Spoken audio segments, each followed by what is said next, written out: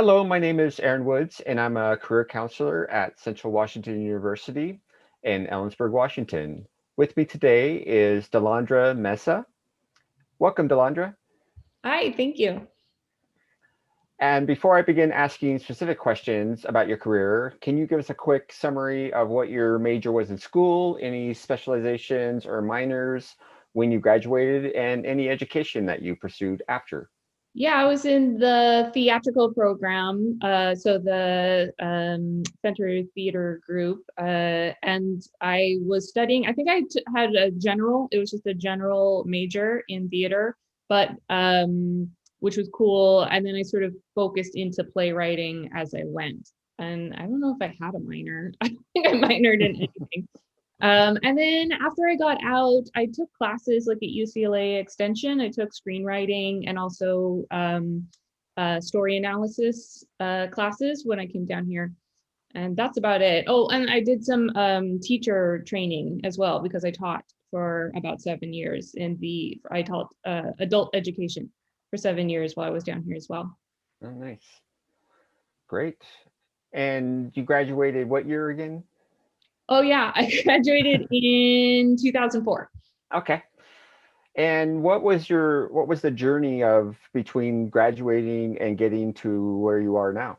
It was long. It was a long journey. So, I mean, I think that's kind of one of the challenges that you have if you decide to go into a very artistic major is you kind of come out and you're like, ta-da, and everyone's like, don't know what you do. So, I remember going down and I was like, okay, maybe I'll go into grad school. I thought for a while maybe that I would major, get a graduate degree in costume design because I also studied design and really loved that. And I remember I came down to interview for USC.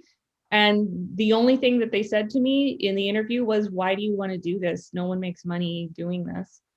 That was it. That was the interview. And I was like, well, okay, I guess that's that. And so I didn't know what to do. So I did waitressing at first. And then, because I moved to LA, well, I graduated on, I think, a Friday. I got married on a Saturday. And then on Sunday, we moved to LA. We just kind of did it all in one weekend. So when we showed up, we didn't have any money, we didn't have any contacts. We just came down there with a dream. And then, so it took me I'm going to say it took about 10 years to really get my career where I wanted it. So I did waitressing, I answered phones. I lucked out and got a job for a few years answering the phones at a talent management agency in Beverly Hills.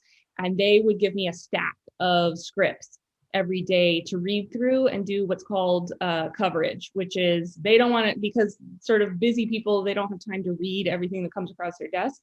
So my job was read, a couple scripts a day, type it up as tell us the synopsis and also your opinion. And because we represented some pretty big names, I was able to see exactly the sorts of projects that got done and why they were done. And so that was a great education. I probably read like hundreds of scripts that way. And then went into public education for a while because I realized as I started to get promoted in talent management that I didn't like it. And it kind of gave me, IBS and like an eye twitch, and it was just too much pressure for me. So I was like, ugh. And I had to rethink things. So I kind of went back. I got a like an emergency teaching credential, and I started teaching reading for teenagers and adults, and also English as a foreign language for adults at night. And so I did that, supported myself and my husband for years, just doing the teaching. And on the side, I was writing plays. So then plays were starting to get done, first 10-minute shorts. And then I had a full length play called Skeleton Stories that premiered at Theater of Note in Hollywood. And it was about Day of the Dead. And it was like beautiful. And from that, I got a connection to an actor who was working at a production company called The Asylum. He was working as a janitor. His name's Keith Allen. And he was hired by that company to write a zombie movie for them because they did very fast, cheap. Well, they still do very fast, cheap movies. They're the people who do like the Sharknado movies. And So he called me up and he remembered me from the play and said that he needed a partner on the project and would I come and write that with him. So I didn't know anything about writing zombie movies or writing made for TV movies, but I just said yes. And that did very well. It was called Rise of the Zombies. It did well for the network. It was on sci-fi. And it had zombies attacking San Francisco was the plot. and, and LeVar Burton was in it and Danny Trejo, and it was great. And they liked us, and so they kept hiring us. So then we started doing more horror movies for sci-fi and also sort of women's thriller movies for Lifetime, very evil boyfriend and don't put your pictures online and that kind of thing. And he went on to become the star of a TV show called Z Nation. And so then the company kept hiring me back to develop more projects for them, write more projects for them. So in 5 years, I probably wrote about 12 movies for TV, for Lifetime, Hallmark, you name it, across the genres. Doing that, I met a showrunner named Carl Schaefer who ran Z Nation. And we were like Facebook friends for like 2 years because we met at a Christmas party. And then one day he emailed me and said, "Hey, the way that you write about your son," because I had just had a child, "and the way that you write about your son makes me laugh. Why don't you come in and be my staff writer on Z Nation?" Again, I was like terrified. I had no idea how to write for television or what it meant to be a staff writer. And but I just said yes. And just kind of the theme of everything, like I just say yes. And then but I loved it. And so I was there for 3 years. Then I was on the spinoff for Netflix. Then I was on a show called Step Up High Water for YouTube Premium, now for Stars. And now I have a new show that I think I'm going to be on, but the deal's not done, so I can't talk about it. But it's a good one. That's Wow. it. It took a long time. Yeah. And it's so like the stereotype of like had to wait tables, had Mhm. to, just take odd jobs. It sounds like the working for the talent agency was a good step. It got Yeah. you some experience and gave you some know-how, right? To be honest, everything was a good step Good. because yes, I really lucked out in having that as my first one of my first sort of like major jobs that I had here, because it was the talent management company was called Hopland Cologne. They're not a company anymore, but at the time they were very powerful and sort of, so I was seeing like big celebrities coming through the door and like you have to go pick up their dry cleaning and so and so doesn't know their shoe size, so you have to order all the shoes in the store for them, that sort of thing. But like I said, really reading hundreds of these scripts that were produced and talking to the people who were producing them and understanding why they wanted certain scripts and not other scripts, and hearing my bosses on the phone talking about those scripts to other people and what they had to say about it. All that stuff was like great. Also, it was the time, now is a little, this is sort of like pre the vibe now, when sorry, that's my cat meowing. um Things were very much more like you can't look at certain people in the eyes when they talk to you. It was sort of a scary, like a little scarier vibe, but also in some ways that prepared me to kind of roll with things later. And the reason I say everything I felt like was a good choice is that you could say like, oh, the teaching was kind of a weird moment, but not really, because I still pull stories from that time of my life all the time. And it was such a good education on people and other people's stories and the city of Los Angeles and who comes here to Los Angeles. And I still use like as story ideas things that I experienced then. And also I find that the things that people think are sort of veering off your path, as long as you're sort of still have like, what your end goal is and you're always sort of trying to slowly move towards that end goal, the people who hire me now are more fascinated by those detours in my career, and even things like becoming a mother. They're more interested in me as a writer because I have a lot more things to write about. Whereas I think sometimes if you sort of just go from A to B to C, they've heard that story, there's not as much to sort of draw from, and from them to go like, oh, I've broken up fights, like I've broken up knife fights in my classroom and stuff, and I can change a diaper, and so it's like I can draw from all those things. So in a way, I feel like all of it is good. That's great. Did you have that mindset to begin with, that, hey, everything I do is an opportunity to learn that might get me connected with somebody who's doing what I want to do, or that I could write about this someday? Did you have that feeling coming in, or did you kind of figure it out as you went? Well, I mean, it's one of those things that I sort of knew intellectually, but I will say when you're going through it, it's not cute. It doesn't feel cute when you're going through stuff. You're not thinking like, oh, I'm going to use this to write so many good stories. You're thinking, I'm hungry and I'm in the cheapest apartment I can find, and there's roaches, and I don't have health insurance, and all my other friends who went into, accounting or whatever are living very nice lives with all those things plus a nice house. So at the time, you're sort of in. I was there. I definitely had my moments of feeling in despair, feeling like, did I make the wrong choice with my life? Other people are living lives that I'm not living yet. But I think in the back of my mind, I always had this idea of like, you just keep writing, like just keep moving forward and don't give up on it. And somehow or other, it has to happen, because because if it doesn't, you're just gonna have to go home. So there's no choice except for it to happen.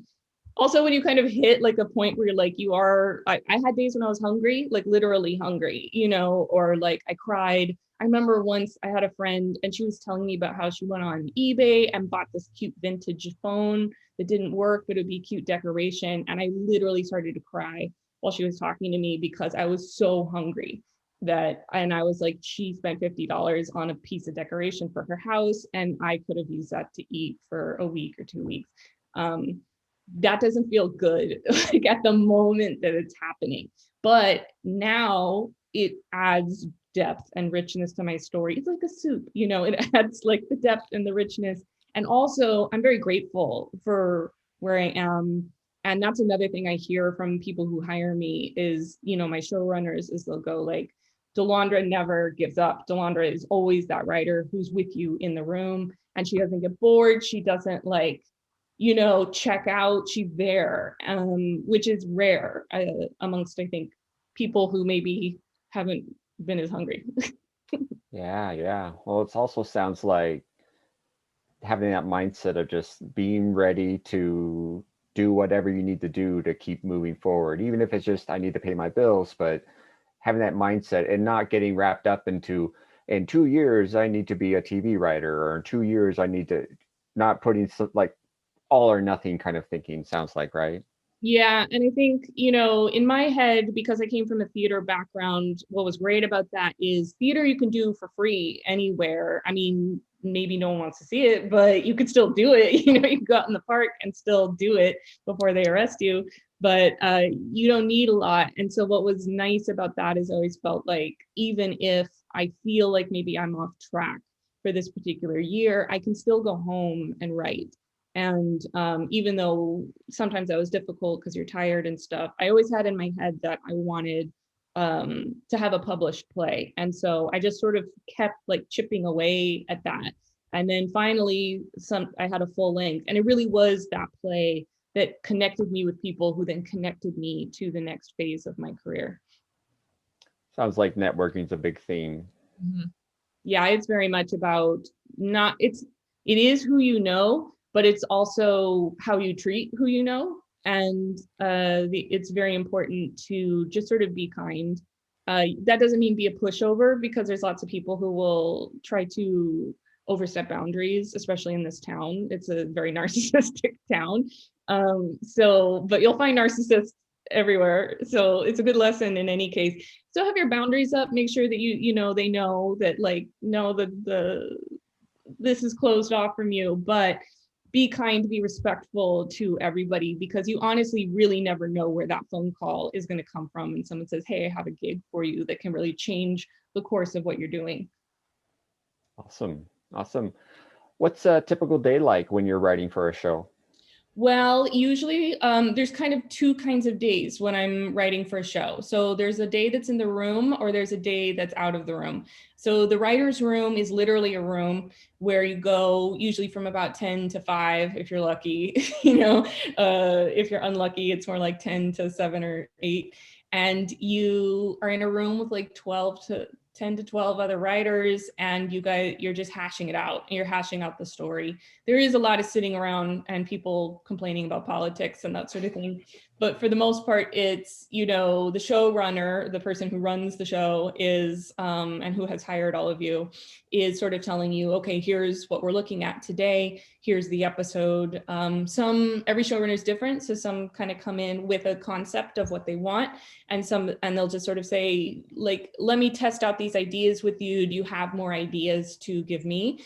And some will kind of come in and go like, I don't know, what should we do? And both can be fun. So it's just sort of the being flexible in terms of like, well, what does my showrunner need from me? There is a lot of there could be a lot of like a lot of people skills that you need. It's important to be able to read people's emotional states and to sort of know when you just have to go have good instincts for when it's time for you to speak, when it's better off for you to stay quiet and maybe hold that idea back for a little bit. And those are just things that you sort of learn like from time in the room. So that's that. And then there usually comes a point in the room where either all of the writers go off to their own homes or their own offices to write their outlines and episodes, or some shows, they sort of peel you off one by one while the rest of the room keeps working. So again, it just depends on the style of the show. So I've been on both kinds and they're both lovely. Other shows sometimes will then also send you onto set to produce your episode, which is really fun because that's when you really get to like work with the director and meet the actors and meet all the people who are sort of behind the scenes, and that's really fun too. And you're there also as the eyes and ears of the showrunner, making sure that the tone of the show is what you guys discussed in the room, which you'd be surprised how often it's like you kind of need someone to translate, like, no, this is not a screaming match, this is an intense quiet moment that's happening between them, but it's intense. That's when you're working. And then a lot of the job is looking for your next job, and sort of hanging in there. I haven't worked since June, so a lot of that doesn't mean that you just sort of sit around at home, although you can. While I was not working, then I was like, all right, well, I need samples. So you need sample scripts to try to get your next job. And that means you basically come up with the idea for a new show, write the pilot for that, and then you start taking it out. I changed my manager while I was on break. I got an agent while I was on break. And then you do what's called generals. So generals are general meetings where you just kind of get to know people, and you just start doing that so that you know all the different companies and they know you and they know your vibe. And then you're pitching, so when you're not working, you're sort of working on getting the next gig, whatever that is, whether it's your own work or working on another show. Okay. What are the rewarding aspects of this career? Well, it pays really well. Once you're in, it pays very well for you to sit in a room and have lunch catered, and you get to talk about your favorite show, so that is really great. It's also great when you see it produced, especially if you get to be there while it's being produced. For Step Up, Step Up is like dancing and singing as well as acting. And so, for my episode, I put something about like, oh, our main character comes in, he's debuting a new song. It's sort of a Mark Ronson, like retro bop about his muse and how his muse inspired him to, come up out of the inner city. And Neo comes on to set and he has the song that he's written using like your idea, and you're watching him perform it, and you're watching like the most talented dancers in Atlanta perform to it. And I literally was just crying because it's just so beautiful. It's just beautiful to watch like all these artists come together, and it blows my mind every single time that like it's some idea that I had, or that I had together with these other writers, and now we're watching it happen. The magic of it is like never gone. And I will say, the money part may sound crass, but I will say, I worked so many jobs where I was working myself day and night and making almost nothing. And it still like shocks me how much they'll pay you to sit in a room and be pampered, basically. It blows my mind every single time. Of course, you need to save that money. Don't go spend it, because you will have 6 months then where you're not working at all. So please save your money. Invest, get a diversified portfolio. And also just the people, just meeting so many, like you really do meet geniuses. You meet some jerks, for sure, a lot of jerks, and you meet a lot of geniuses, and you meet probably some of the most incredibly talented people that otherwise you wouldn't have had access to before. So I think all of that, and I just feel good. I feel good that I had a goal, and that, no matter what happens, even if I never work again, even if I get hit by a bus, I could still say, well, I wanted two things in my life. That was to be a professional writer and to be a mom. And I did those things. And so I don't know, it just feels like satisfying to know that like, okay, well, I reached that goal no matter what else. They can't take it away at this point. Too late. Like I already did it, too late. Nice, nice. You've talked about a few of the challenges, or I think like working with jerks and the narcissism and some of that, Hollywood scene that we all kind of hear about. Any other challenges specifically with being a TV writer?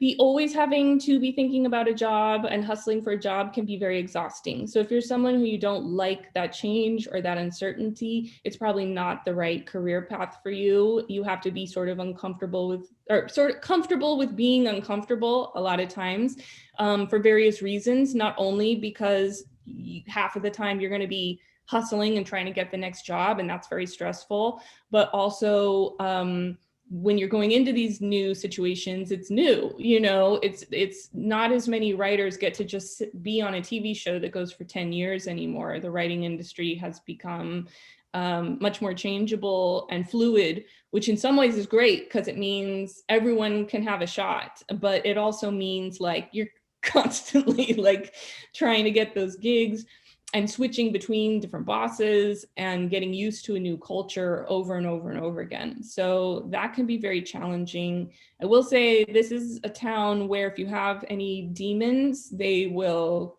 come out to play. Addiction is, I see it all the time amongst writers. I see alcohol and drug addictions. I see other kinds of addictions too, but those are the two that are sort of glamorized the most. So they're most like brought out in front of people. I've fallen prey to addiction before. Many of my friends have. Some of them are still in it, and it's one of those things where it's sort of joked about and laughed about within the industry and almost made to seem like you're not a real writer unless you have an addiction, which is not true. Like nothing has been better than being sober and clear-headed. And, that now is when I feel like my career has really revved up. It's once my head was clear and I had like, healthy coping mechanisms, but it's a tough city. It's a tough city to live in.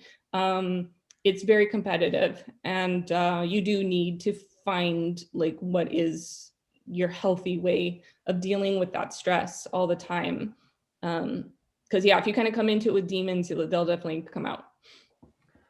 And I hear about smaller market TV and movies, and I know Seattle has some things. Portland, Oregon has some things. Do you think that a writer could be successful if they don't go to Hollywood? I hope that eventually that's the case. I hope that eventually, especially now, sort of post quarantine and post pandemic, all the rooms are on Zoom now, out of necessity. And so what would be great is if I could go live someplace cheaper and then I can continue to work in the industry here. That would be fantastic. I do know some writers, like I know one of the guys who worked on Z Nation, he lives in Spokane, but he does travel down here to work most of the time. I think it's possible. I think, but there's so many meetings and there's so many times that they like want you to do something last minute that right now I think it's still very LA based. Yeah. But Atlanta is up and coming as well. Like my hope is that it diversifies as we keep going, because I think it's a shame that only people who can live in this insane housing market, which is even crazier than when I moved here like 15 years ago. It's even worse now than it was. I don't know how younger people do it at all, because they're still making the same amount that I made when I was answering phones too. It's really unfair to see that, like, oh, they're still making 500 a week. You can't really live on that anymore. And that's another thing, is if you are going to come to LA, just sort of be prepared for the fact that, like, financially it's a very difficult city to gain any sort of foothold in. It literally took me a decade to feel like I had any kind of footing financially in this town, and to come with people who can sort of share that burden with you. You don't have to be married. I'm not anymore. So, you don't have to be married to come down, but you definitely need, come with a friend, come with someone who can share the rent with you.